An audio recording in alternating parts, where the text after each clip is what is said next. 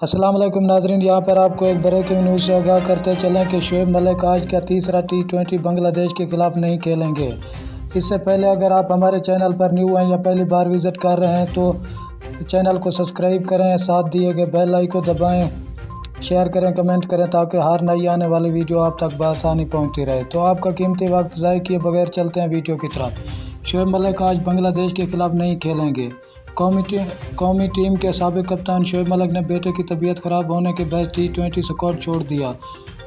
निजी टीवी के मुताबिक पाकिस्तान आज बांग्लादेश के खिलाफ तीसरे और आखिरी T20 के लिए मैदान में उतरेगा, लेकिन आज का मैच शोएब मलिक नहीं खेल रहे। पाकिस्तान क्रिकेट बोर्ड की जानिब से शोएब मलिक के T20 स्क्वाड छोड़ने की इतला दी गई है, जिसके बाद वो बांग्लादेश के खिलाफ आज तीसरा T20 मैच इंटरनेशनल नहीं खेलेंगे। पीसीबी का कहना है कि शोएब मलिक मकामी वक्त के मुताबिक सुबह 10 बजे ढाका से दुबई रवाना हो जाएंगे।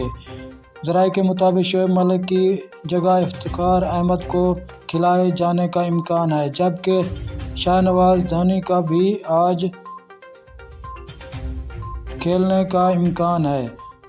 शुक्रिया नाज़रीन।